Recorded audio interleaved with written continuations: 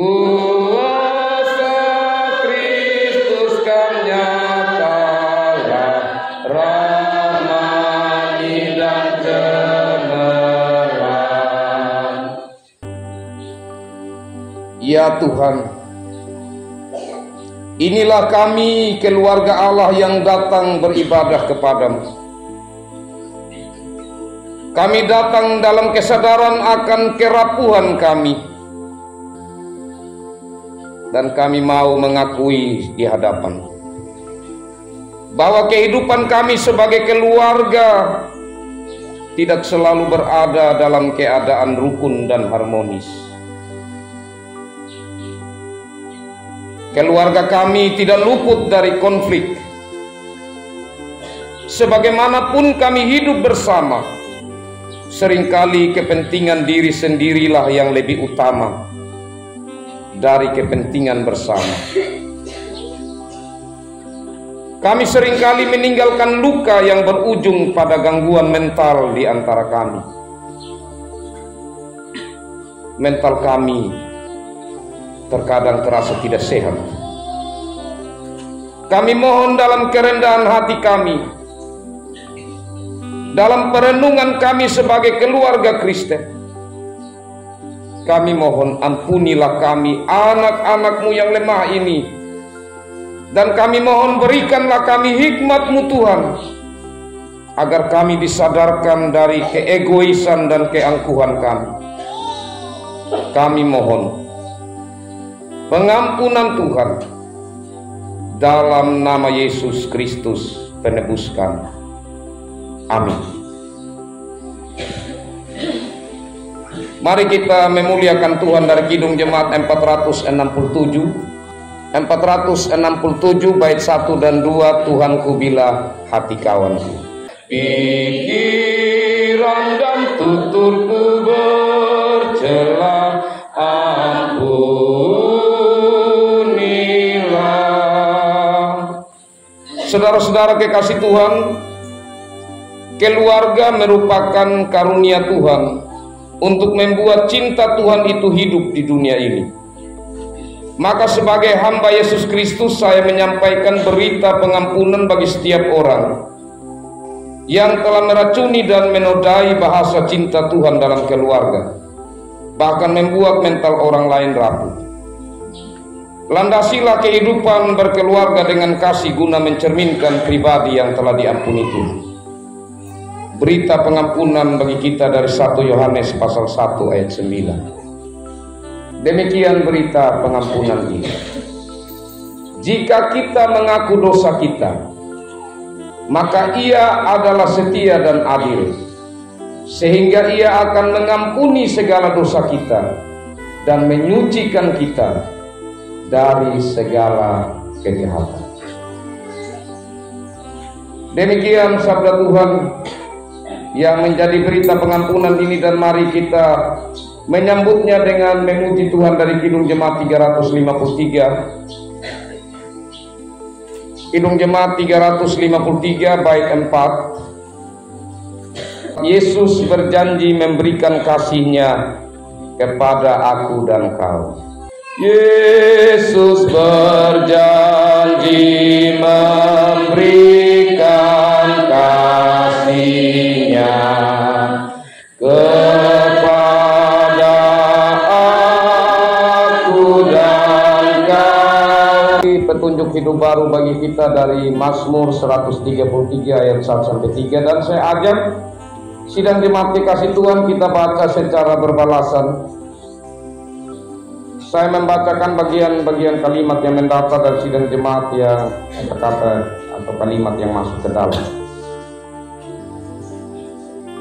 Persaudaraan yang rukun, nyanyian ziarah Daud, sungguh alangkah baiknya dan indahnya seperti minyak yang baik di atas kepala, yang meleleh ke janggut Harun, seperti embun gunung Hermon yang turun, sebab kesanalah Tuhan memerintahkan berkat, Demikian kekasih-kekasih Tuhan, petunjuk hidup baru yang mengajak kita untuk kita memelihara persaudaraan yang rukun, karena disitulah berkat Tuhan memerintah atau mengalir bagi kita. Mari kita menyambut petunjuk hidup baru ini dengan kita puji Tuhan dari Kidung Jemaat 249 bait 1. Serikat persaudaraan berdirilah teguh. Berdamai bersejahtera dengan kasihan. Silakan kita duduk dan diberi kesempatan kepada Ibu Vikaris untuk menyampaikan pujian solo. Jemaat yang kekasih dalam Yesus Kristus, pada jam kebaktian hari ini ada saudara-saudara kita yang hendak mengaku dosa yang telah dilakukannya, yaitu dosa yang telah diketahui banyak orang. Setiap orang sudah tentu atau pasti berbuat dosa, tetapi pengakuan dosa yang dilakukan di depan jemaat di sini bukan karena orang itu telah melakukan dosa yang paling besar atau berat, melainkan merupakan pengungkapan kedewasaan imannya yang berani mengakui kesalahannya, menyatakan penyesalan dan pertobatannya di hadapan Tuhan dan jemaat. Untuk itu kami mempersilakan saudara berdiri di hadapan Tuhan dan jemaat.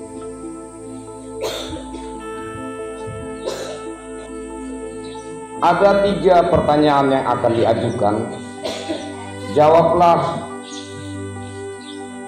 dengan kata-kata yang lahir dari hati, perenungan yang mendalam, ketulusan hati, kerendahan diri, dan komitmen yang sungguh di hadapan Tuhan, serta dengan volume suara yang dapat diikuti jemaat Tuhan sebagai saksi. Yang pertama, mengakukah saudara bahwa saudara telah berdosa dan melanggar perintah Tuhan, serta menyesalkan perbuatan tersebut? Yang kedua, percayakah saudara bahwa darah Kristus telah menyucikan saudara dari dosa tersebut? Yang ketiga, berjanjikah saudara untuk senantiasa hidup dalam Kristus dan menuruti firman Tuhan, serta memuliakan namanya dalam segenap segi kehidupan dan kerjamu? Apakah saudara mengaku, percaya, dan berjanji?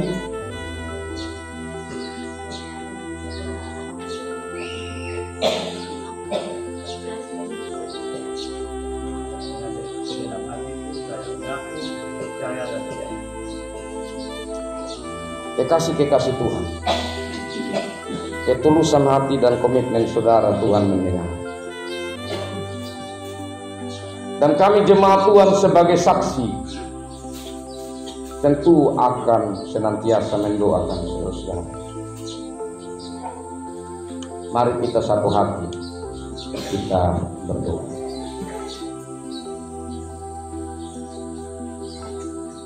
Ya Tuhan, sumber pengampun, sumber damai sejahtera,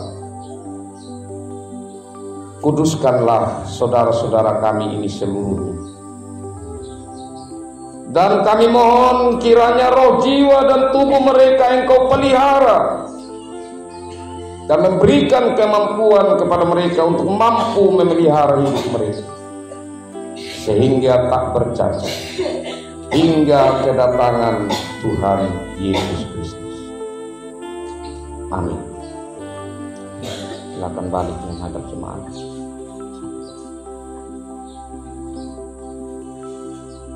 Sidang jemaat kekasih Tuhan, mari kita menyanyi bersama dari Kidung Jemaat 387 bait 1 dan 3. Ku heran Allah mau memberi rahmatnya padaku dan kata-kata selain. Ia menjaga yang ku taklukkan hingga harinya kelak.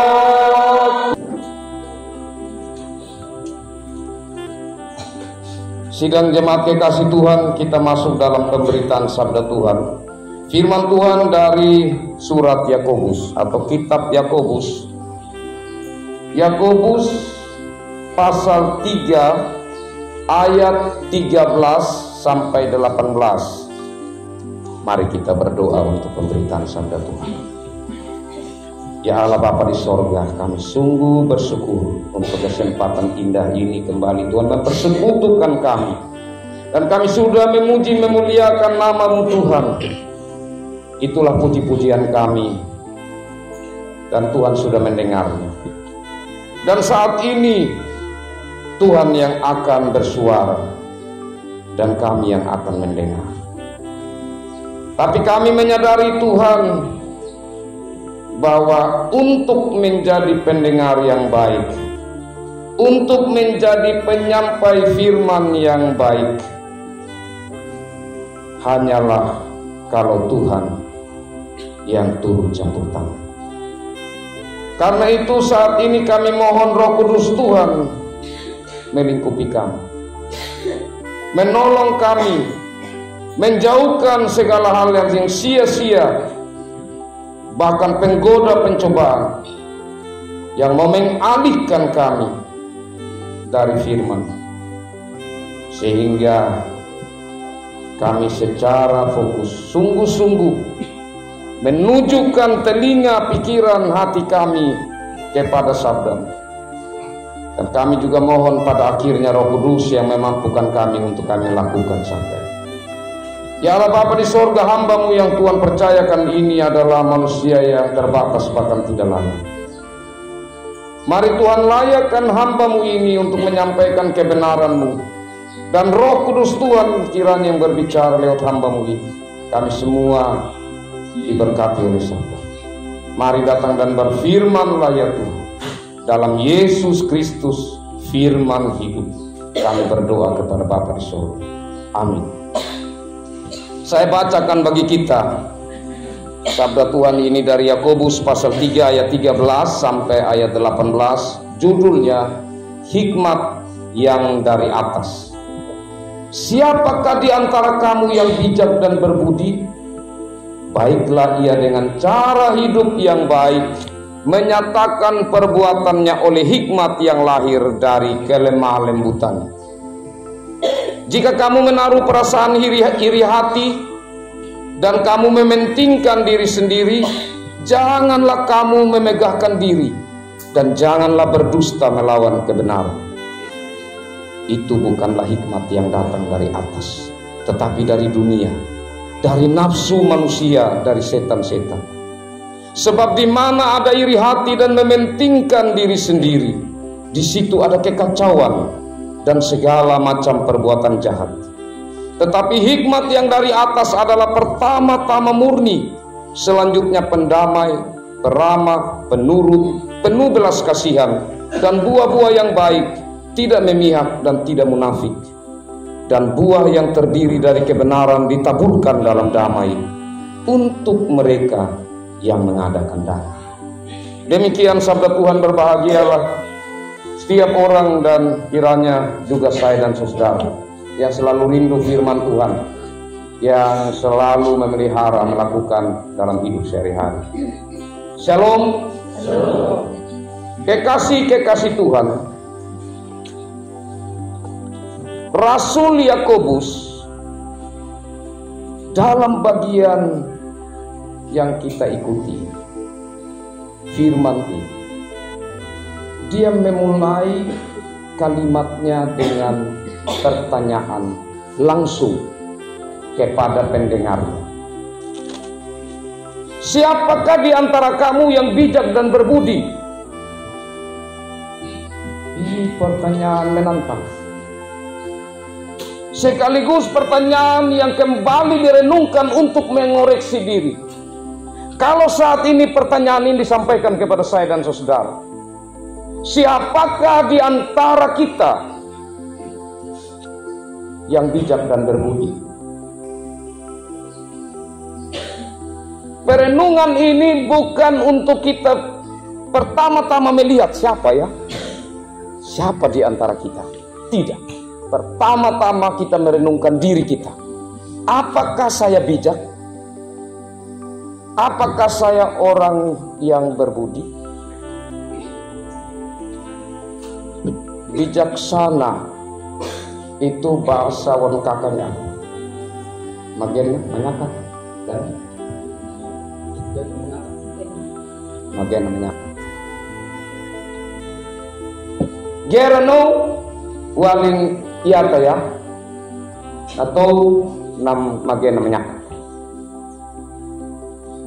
Orang yang bijaksana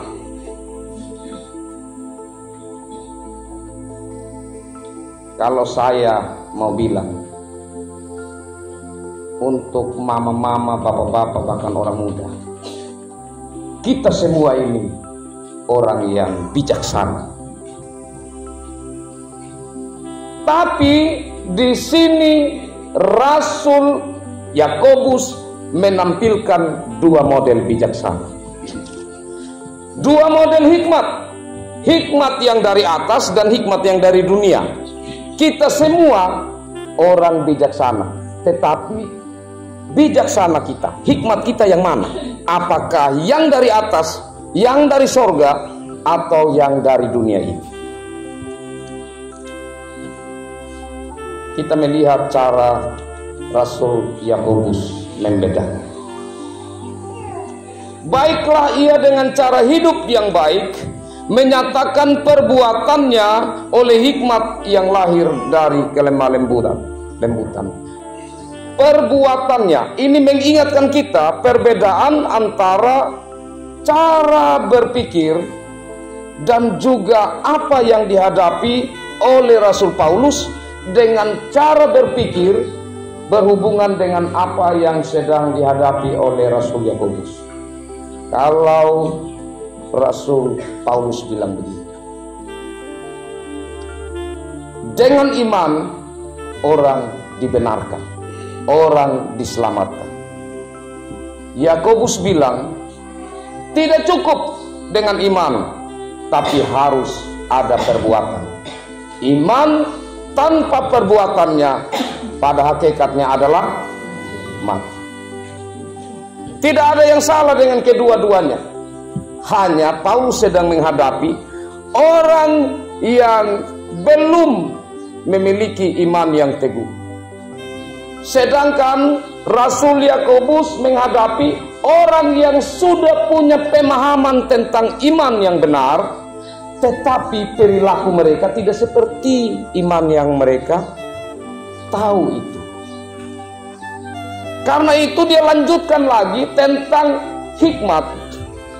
Hikmat tidak cukup dalam pengetahuan atau pemahaman saja, karena ia akan menjadi seperti iman tanpa perbuatan. Karena saat orang bertanya, apakah engkau orang beriman? Secara langsung bisa orang menjawab, ya saya orang beriman. Tapi itu baru kata-kata. Bagaimana kita tahu dia betul-betul orang beriman? Sama dengan orang berhikmat, bijaksana, Magena menyakat. Bagaimana kita bisa tahu orang ini betul-betul berhikmat, bijaksana? Kalau ditanya dia langsung menjawab, saya orang berhikmat, saya orang bijaksana.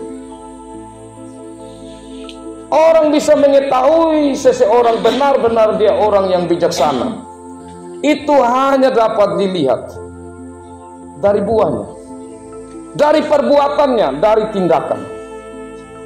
Dan di sini disampaikan oleh Rasul Yakobus, perbuatannya oleh hikmat yang lahir dari kelemah lembutan.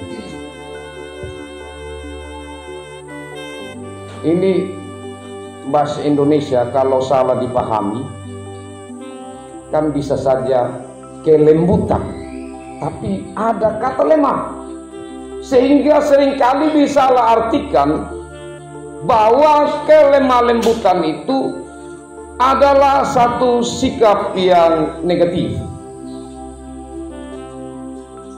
Tidak baguslah terlalu lemah lembut lagi. Padahal di sini ada makna yang mendalam.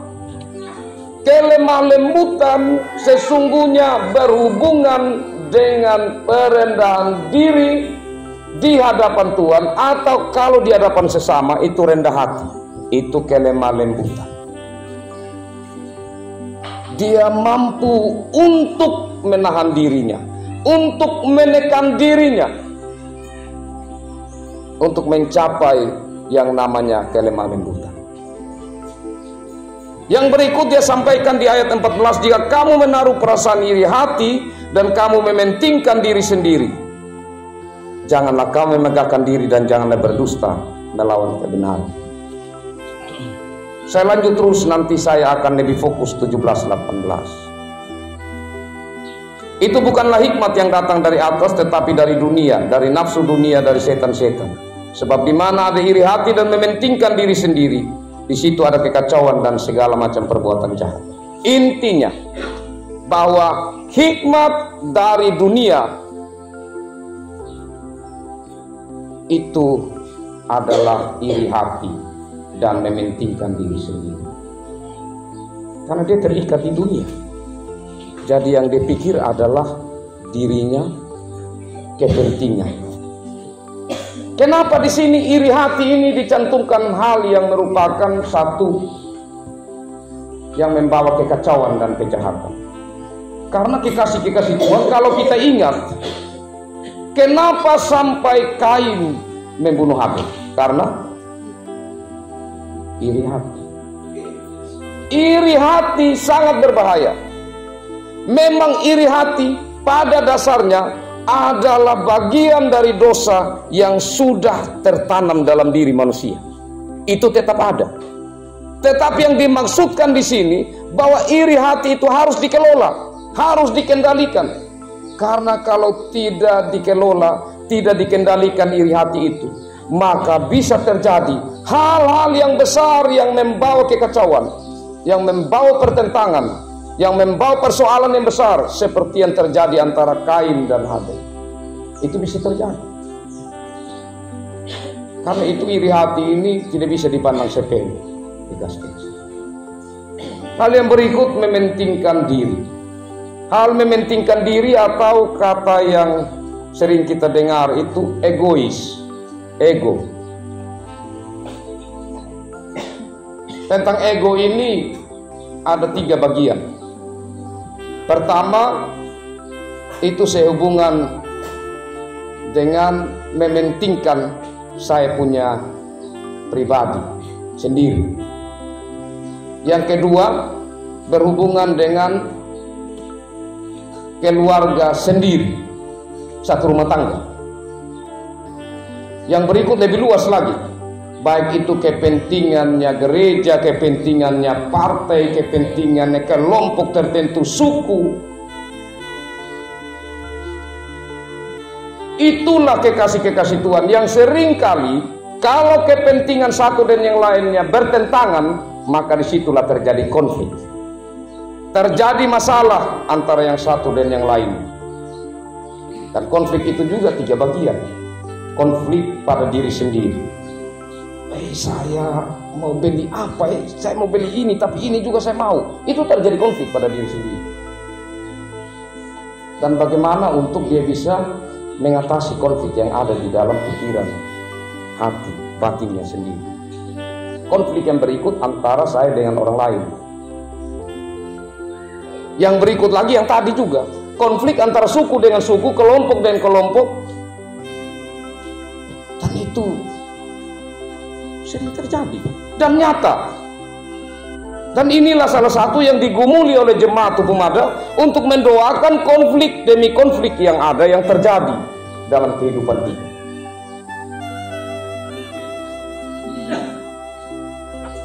Dan itu berarti masih menggunakan hikmat dunia.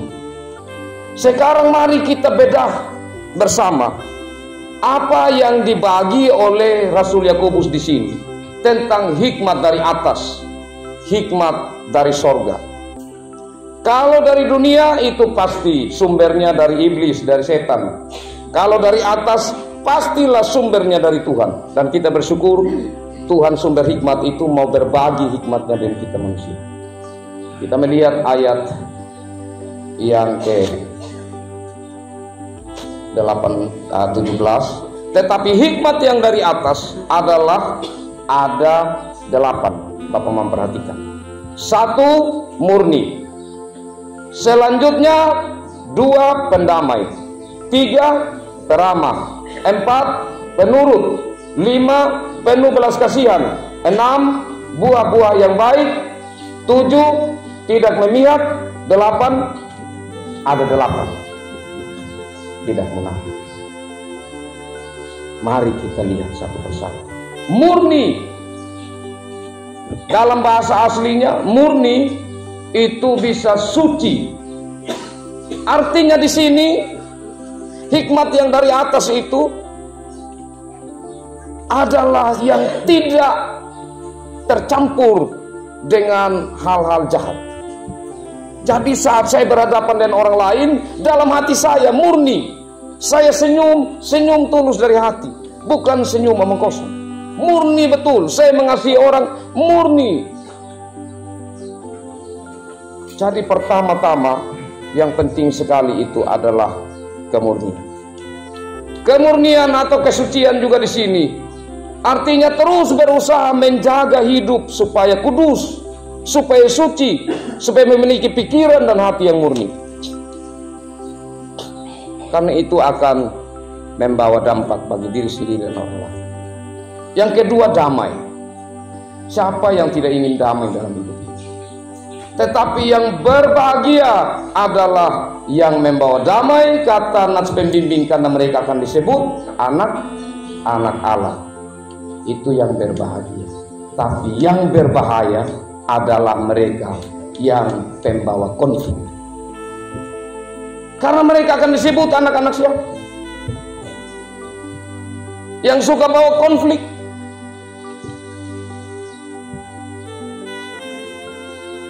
Kata suka bawa konflik ini apa maksudnya? Berarti dia punya suka, begitu ya? Sama dengan kalau orang yang minum saja beda dengan yang suka minum. Jadi kita bedakan, jangan bilang dia ini orang yang suka, padahal dia baru 1 kali, mungkin 2 kali lah itu. Tapi yang suka ini dia punya mau terus supaya ada yang dia tidak suka lihat orang itu baik-baik. Itu suka untuk bawa konflik. Tapi di sini kalau yang disebut anak-anak Allah yang membawa damai. Jadi ini dikaitkan juga dengan khotbah Yesus di bukit dalam Injil Matius. Selanjutnya kekasih-kekasih Tuhan, peramah. Peramah di sini ya dia tentu mampu menempatkan diri. Ini berbicara tentang etika. Bagaimana dia bisa santun, bisa dia punya sikap ya terhadap orang lain ya. Itu tidak menimbulkan satu hal-hal yang membawa konflik. Kemudian penurut. Nah, ini orang biasa berpikir negatif langsung. Sama dengan kalimat lembutan, penurut. Ya bukan berarti orang mau giring kemana ikut saja, tidak. Tapi penurut di sini yang dimaksudkan dia harus ada di bawah kendali. Tapi bukan kendali manusia, kendali Tuhan, kendali Roh Kudus. Kenapa? Kita manusia ini punya kekuasaan, punya kekuatan yang luar biasa, Bapak Mama. Apalagi kalau orang dia punya tidak mampu ada kendali, dia itu sekolah tinggi, dia itu punya kedudukan sosial, dia punya jabatan, punya pekerjaan, taparaingu, dia punya posisi. Itu kan kekuatan, kuasa. Kalau tidak ada yang kendali, manusia ini bahaya. Kalau begitu, maka maksud kata penurut di sini, dia dikendalikan oleh Roh. Dia menurut apa yang benar, meskipun orang yang salah itu posisinya di bawah dalam status dan lain sebagainya. Arti penurut di sini mampu mengetahui kebenaran. Dan juga penurut di sini kekasih Tuhan tidak keras kepala. Kalau orang yang keras kepala itu memang susah, dia sulit jadi penurut. Jadi tidak keras kepala. Dia selalu membuka ruang, masukan demi masukan, untuk pertimbangan demi pertimbangan. Sehingga yang begitu, di saat terjadi konflik, dia tidak akan terus berlarut-larut, tetapi akan cepat menemukan solusi. Hal yang berikut penuh belas kasihan. Jadi belas kasihan ini adalah satu perasaan yang muncul dengan rasa empati, ya, bukan sekedar simpati, tetapi betul-betul melihat orang lain sebagaimana kasihilah sesamamu seperti dirimu sendiri. Di saat orang lain itu tersakiti oleh kata-kata saya, oleh sikap saya juga seharusnya merasa sakit. Bukan lagi senang, semakin dia susah, semakin dia sakit, saya semakin senang. Tidak. Belas kasihan di sini adalah betul-betul satu perasaan yang melihat sesamanya itu harus juga bahagia seperti saat dia merasa bahagia. Tapi juga saat orang lain bahagia dan dia sedang menderita, dia juga tidak ingin orang lain menderita karena dia menderita, tetapi dia turut bersuka cita di dalam itu. Itu belas kasihan. Kemudian buah-buah yang baik. Buah-buah yang baik ini yang tentu berhubungan dengan kebenaran, buah-buah kasih yang harus terus ditampilkan. Artinya di sini buah-buah berarti dia tidak mati, tetapi dia terus hidup, dia terus dapat dibagikan, dia terus berbagi kepada orang lain. Itu buah-buah baik. Dan yang berikut tidak memihak. Jadi dia harus memposisikan sebagai pendamai, sebagai orang yang bisa membawa konflik kepada kedamaian. Tidak memihak di salah satu, tapi dia memihak pada kebenaran. Itu yang penting. Kebenaran, disitulah dia memihak. Dan tidak munafik. Ya, itu kita mengerti bersama apa yang dimaksudkan tidak munafik. Jadi kalau sudah damai, tidak bisa lagi macam senyum sampai kelihatan bahwa kita sudah damai lah. Tetapi bukan dari hati. Tidak bisa. Harus tulus, harus betul-betul itu dinikmati dalam kasih Tuhan. Apa untungnya malah kekasih Tuhan kalau kita menyimpan hal-hal yang tidak baik? Itu hanya akan merugikan diri kita sendiri. Saya kemarin dalam pastoral, saya masih sampaikan kepada Bapak Mama Kembang, kalau kita, tubuh kita ini, kalau kita pikir bahwa tubuh diri kita ini sangat istimewa, maka hal-hal di dalamnya yang kita simpan yang baik. Kalau kita punya peti yang terukir dengan baik, pasti yang kita simpan di situ mungkin emas, mungkin uang. Tidak mungkin ada ikan yang busuk kita isi di situ. Tubuh kita ini, kalau kita pikir bahwa ini istimewa, maka hal-hal yang baik. Karena itu Rasul Paulus mengatakan dalam Filipi, pikirkan hal-hal yang indah, yang mulia, yang suci, yang sedap didengar. Kalau semua itu ada dalam diri kita, maka kita akan memancarkan aura-aura yang positif. Kita akan memancarkan hal-hal yang baik dalam hidup kita. Karena itu kekasih itu, biarlah saya dan saudara menjadi pembawa damai, karena kita berpegang hikmat yang dari atas. 8 bagian ini kita bawa pulang dan kita terapkan. Kita memang tidak mampu. Siapa yang mampu secara sempurna untuk menerapkan ini? Hanya Tuhan Yesus. Tuhan Yesus yang secara sempurna menerapkan 8 bagian ini. Karena itu biarlah Kristus hidup di dalam kita, sehingga di saat Kristus hidup dalam kita, maka kita akan dimampukan. Biarlah kita menjadi pembawa damai, dan saya percaya bahwa Roh Kudus Tuhan akan menolong kita sehingga Kristus ada dalam diri kita dan kita memancarkan Kristus yang damai itu dalam hidup kita. Tuhan memberkati firman-Nya dan memberkati kita semua. Amin.